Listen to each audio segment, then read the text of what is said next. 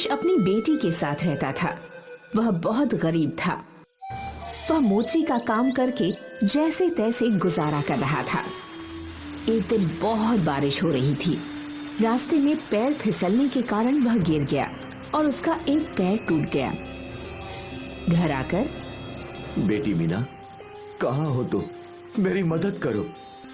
मीना अपने पिता की आवाज सुनकर भाग कर आती है और उन्हें देखकर रोने लगती है और कहती है, पिताजी, आपको इतनी चोट कैसे लग गई? रमेश रास्ते में हुई सारी बात बताता है।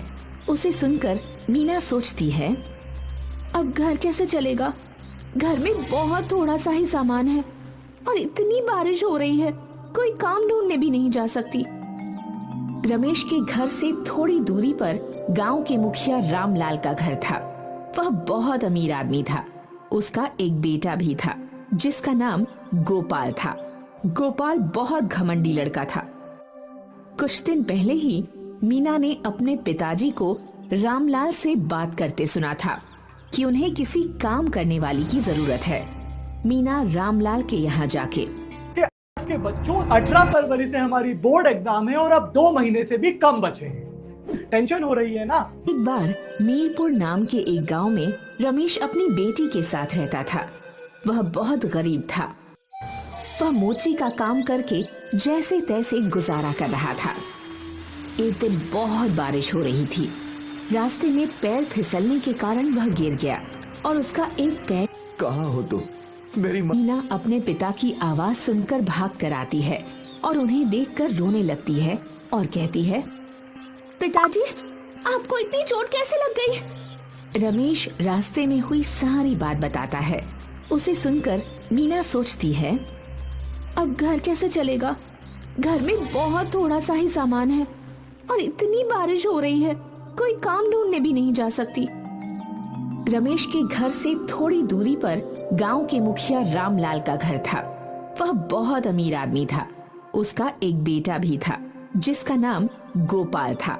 गोपाल बहुत घमंडिया ने अपने पिताजी को रामलाल से बात करते सुना था कि उन्हें किसी काम करने वाली की जरूरत है।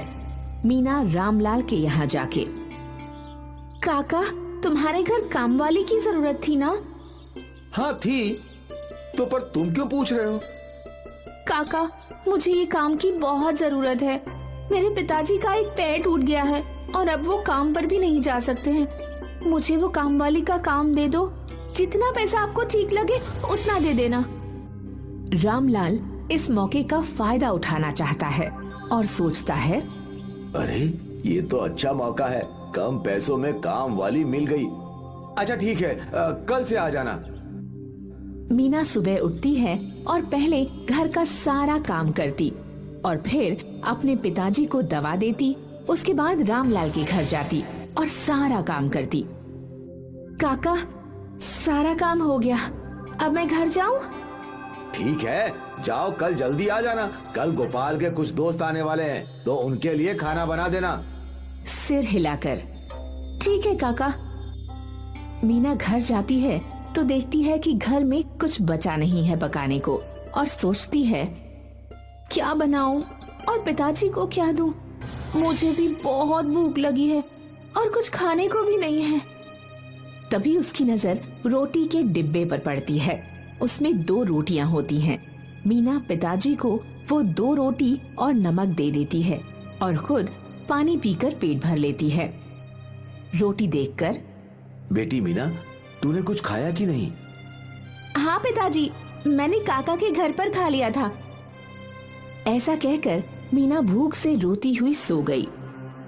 सुबह उठकर रोज की तरह घर का काम किया और जल्दी से रामलाल के घर गई और अलग अलग प्रकार के व्यंजन बनाए। तभी गोपाल वहाँ आता है और कहता है, अरे ओ मीना, खाना बन गया क्या? जी, खाना बन गया।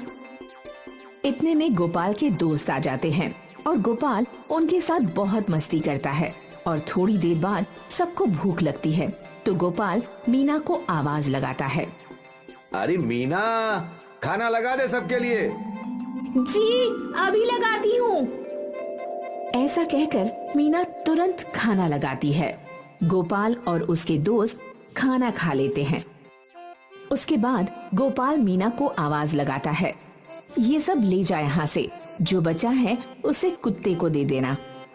साहब, एक बात कहूँ, आप सबने कितना सारा खाना बर्बाद कर दिया है। हमें जितनी भूख हो उतना ही खाना प्लेट में लेना चाहिए। खाना बहुत कीमती होता है, हमें इसे ऐसे बर्बाद नहीं करना चाहिए। यह सुनकर गोपाल को बहुत गुस्सा आता है और वो बोलता है, ये सब मेरा है, मुझे कितना खाना है और कितना प्लेट में छोड़ना है ये सब मेरी मर्जी है, समझी? तुझे तो मैं बताता हूँ, पिताजी को आने दे।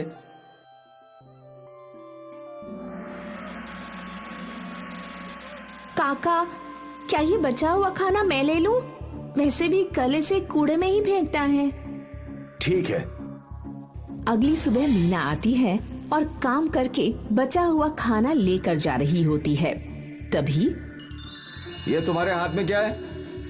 बेटा कुछ नहीं, बचा हुआ खाना है जो हम कूड़े में फेंक देते हैं। कुछ दिन बाद मीना रामलाल से अपनी तनख्वाह मांगती है।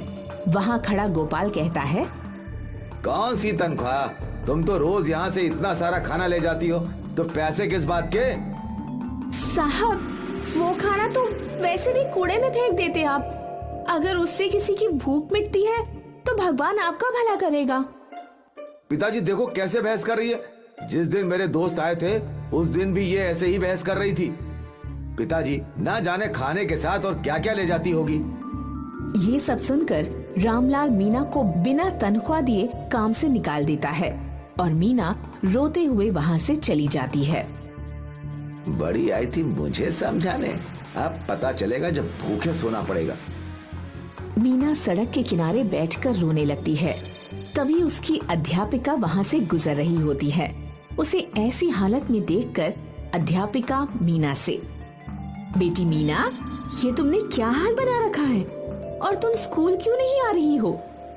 मीना रोते हुए सारी बात अध्यापिका को बताती है। मीना पढ़ने में बहुत अच्छी थी, इसलिए अध्यापिका उसे कहती है, तुम मेरे साथ स्कूल चलो, तुम मेरे घर में काम कर लेना और मैं तुम्हारा एडमिशन सरकारी स्कूल में करवा देती हूँ। वहाँ तुम मुफ्त में शिक्षा ले सकती हो। ये सुनकर मीना बहुत खुश होती है, क्योंकि अब वो अपनी शिक्षा के साथ साथ अपनी भूख को भी काम करके शांत कर सकती है। इधर रामलाल अपने काम में बेईमानी करते हुए पकड़ा जाता है। उसे पुलिस पकड़ कर ले जाती है। पुलिस उसकी सारी जमीन और घर अपने कब्जे में कर लेती है। अब गोपाल बिल्कुल अकेला हो जाता है। उसके पास कुछ खाने को नहीं होता। उसे बहुत भूख लगी होती है। वह पड़ोसी के पास जाकर, मुझे बहुत भूख लगी है, अगर कुछ खाने को है तो दे दे। कोई उसे खाने को नहीं देता और उसे भगा देते हैं। वहीं से गुजर रही मीना ये सब देखती है और गोपाल को अपने साथ ले जाती है और उसके घर जो रूखा सूखा होता है वो गोपाल को खाने को देती है। भूखा गोपाल जल्दी जल्दी सब खा लेता है। मैंने तुम्हारे साथ इतना गलत किया, फिर भी तुम मुझे अपने साथ अपने घर लाई और खाना भी खिलाया। मुझे माफ कर दो मीना।